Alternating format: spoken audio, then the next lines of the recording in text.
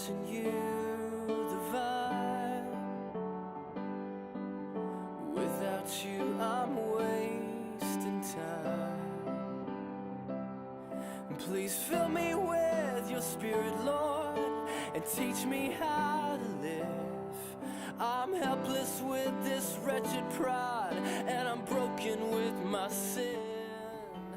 Last September, I was one of 11 members of the First Baptist Church, Taylorsville, who traveled to Leogane, Haiti.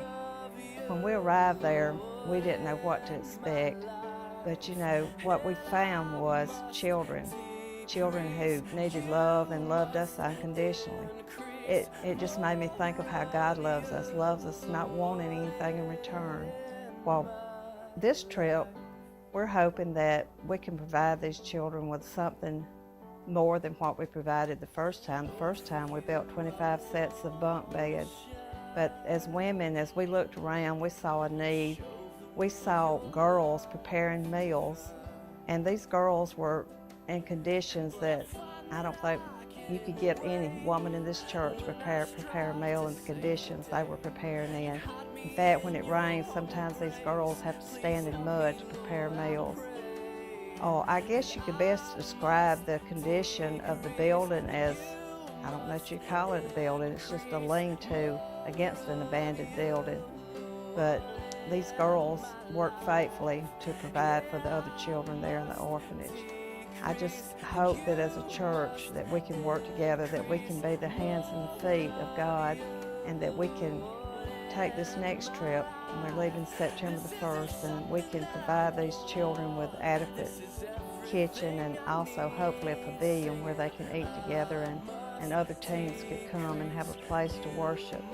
And I just want to thank you ahead of time for being able to go on this trip and being able to go back this year. The existing structure that's there is one that was put up right after the earthquake. And it was really poorly constructed, and it's very unsafe. There's really no place for any secure storage for their food and things like that.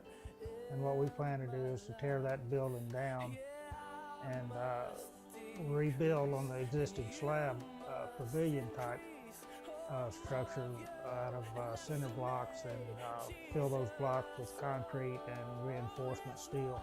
And there'll be 2 8x10 sealed storage buildings on that slab with a kitchen area, with a brick oven that we're going to use the Haitian masonry workers to build, so that maybe in the future the girls can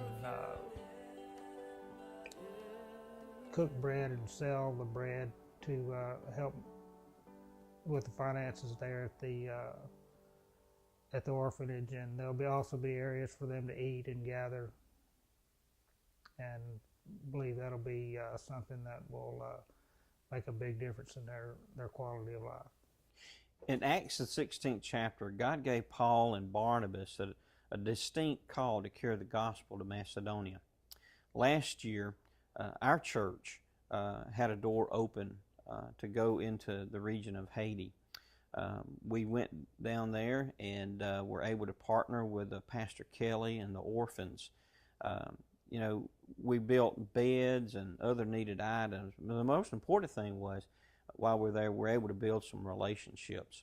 And again, this year, God has opened that door for us to return. The orphans they're in desperate need of a kitchen facility.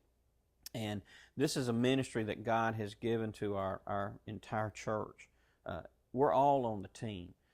We have a travel team that will actually be going on site and doing the work. But this is a ministry God has given us. And we're just asking that people pray. Pray for the travel team that'll be going into Haiti in September. Pray for the funding. We've got to raise a good bit of money. But last year, God provided everything that we needed. We're confident God's going to provide that for us again this year. Pray for the people in Haiti. Pray that their hearts be prepared as we go in, as we carry the gospel with us. We're able to share God's message of hope to those people we're able to touch their lives and touch their hearts. And we're just confident that God's going to do some great things in which He will receive the honor and the glory.